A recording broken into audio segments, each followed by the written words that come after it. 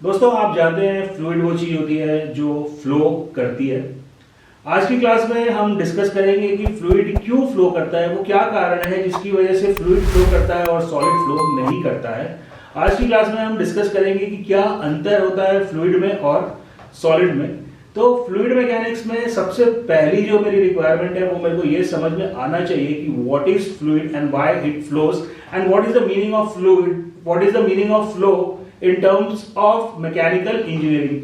Mechanical engineering के term में flow का क्या मतलब है उसको भी आज हमें समझना है। नमस्कार दोस्तों, नमस्कार, सत श्री अकाल, आदाब, वंदे मातरम। मैं अरविंद आप लोगों का अपने यूट्यूब चैनल पर दिल की गहराइयों से स्वागत करता हूं। तो चलिए मिलते हैं इस प्रोमो के बाद।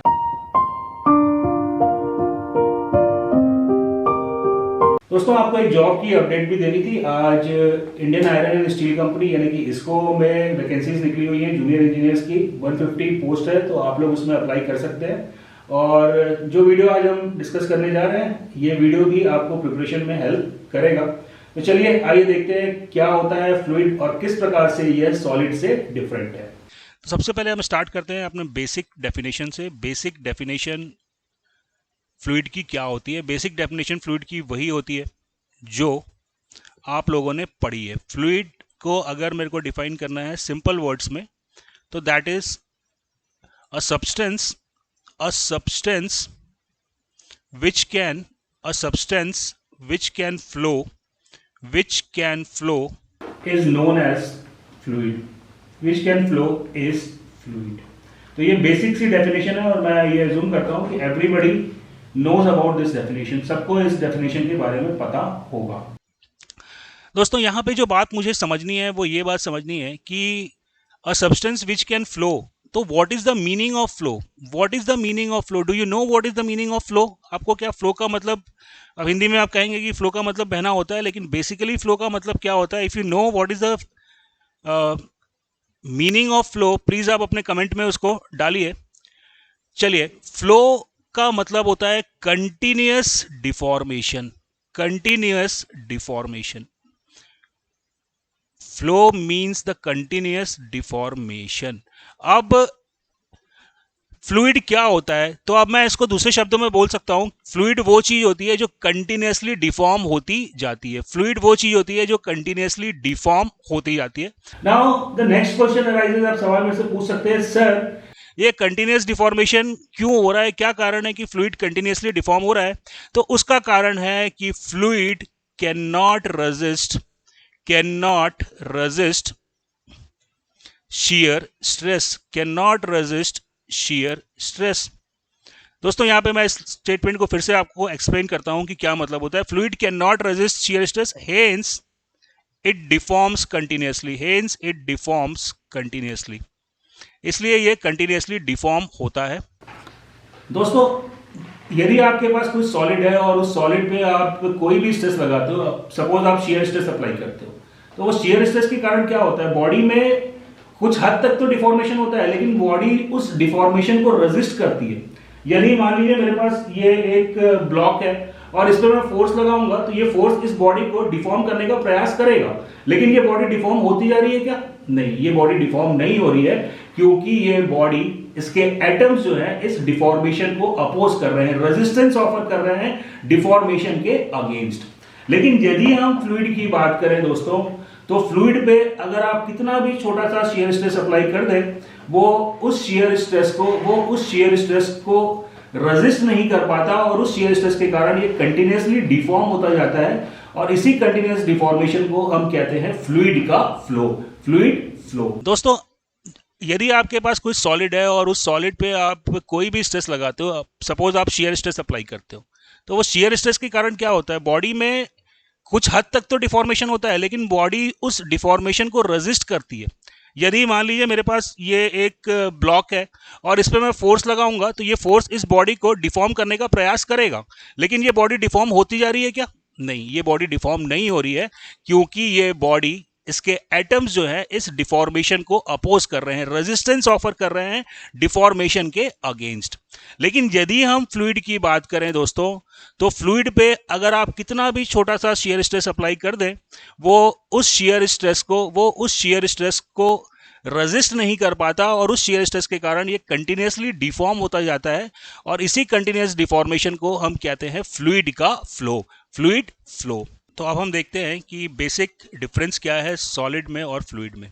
तो पहला डिफरेंस हमें ये समझ में आता है कि fluid does not offer any resistance, does not offer any resistance against shear force. तो यही फ्लूइड की डेफिनेशन भी है और यह ही डिफरेंस है अगेंस्ट shear फोर्स और shear स्ट्रेस। अगर हम सॉलिड की बात करें तो हम जानते हैं कि सॉलिड जो है, सॉलिड में यदि हम जानते हैं सॉलिड में यदि हम shear स्ट्रेस अप्लाई करेंगे तो सॉलिड उस स्ट्रेस को अपोज करने का प्रयास करेगा। इसकी वजह से सॉलिड में हम कंटिन्यूस डिफॉर्मेशन नहीं ऑब्टेन कर पाते। दूसरा difference, the second difference, there is no temporary और elastic deformation, in fluid. No temporary और elastic deformation in fluid, no temporary और इलास्टिक डिफॉर्मेशन इन फ्लूइड। दोस्तों क्या मतलब हुआ इसका? यदि आप एक सॉलिड पे फोर्स अप्लाई करते हो, में दो प्रकार का डिफॉर्मेशन होता है, एक होता है इलास्टिक डिफॉर्मेशन और दूसरा होता है प्लास्टिक डिफॉर्मेशन। जब हम बात करते हैं इलास्टिक डिफॉर्मेशन की, तो ये वो डिफॉर्मेशन होता है जो कि लोड को हटाने के बाद बॉडी रिकवर कर लेती है और अपनी ओरिजिनल शेप को ऑब्टेन कर लेती है। फॉर एन एग्जांपल कि आप एक स्प्रिंग है, उस पर आप अगर लोड लगाते हो तो स्प्रिंग एक्सटेंड हो जाती है और जब आप उस लोड को रिमूव करते हो तो स्प्रिंग अपनी ओरिजिनल पोजीशन में आ जाती है। तो ये जो रिकवरी होती है इसको हम कहते हैं इलास्टिक रिकवरी, यानी कि लोड को हटाने के बाद बॉडी वापस अपने इनिशियल पोजीशन पे आने का प्रयास करती है, that is known as elastic recovery. लेकिन अगर आप लोड बहुत ज्यादा लगा देंगे, यदि आपने स्प्रिंग को बहुत ज्यादा खींच दिया तो क्या होगा, कुछ तो उसमें रिकवरी होगी और कुछ उसमें परमानेंट डिफॉर्मेशन रह जाएगा। परमानेंट डिफॉर्मेशन रह जाएगा इसका मतलब कि अगर आपने बहुत ज्यादा लोड लगा दिया है तो स्प्रिंग अपनी पुरानी वाली पोजीशन पे नहीं आ पाएगा, इसमें कुछ परमानेंट डिफॉर्मेशन हो जाएगा जिसकी वजह से इसकी लेंथ जो है वो परमानेंटली इंक्रीज हो जाएगी बच्चों।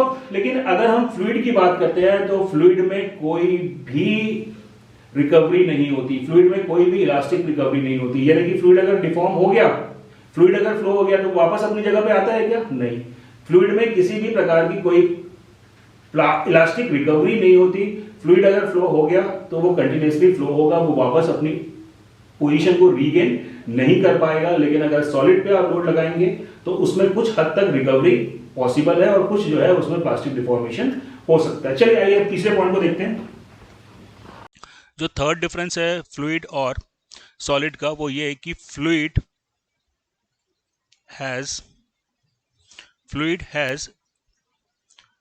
shear strain rate,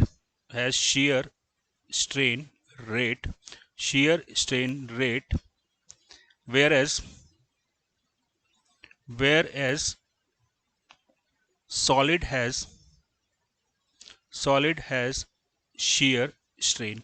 इस पॉइंट को हम समझने की कोशिश करते हैं दोस्तों। shear strain, दोस्तों मान लीजिए आपके पास एक सॉलिड है, मान लीजिए आपके पास एक सॉलिड ब्लॉक है, राइट। एक एग्जांपल अपन देखते हैं बहुत जल्दी से। हमारे पास एक सॉलिड ब्लॉक है और इस सॉलिड ब्लॉक पे यदि मैं इस एजेस को मैं फिक्स कर देता हूँ, ये सॉलिड ब्लॉक है, इसकी एजेस को मैं फिक्स कर देता हूँ और इस पर मैं फोर्स अप्लाई करूँगा तो ये फोर्स क्या करेगा?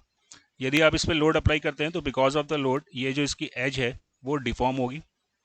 कलर चेंज कर लेते हैं, कौन सा कलर ले लें? रेड कलर ले लेते हैं। चलिए, रेड कलर में मेरे को दिख रहा है डिफॉर्मेशन।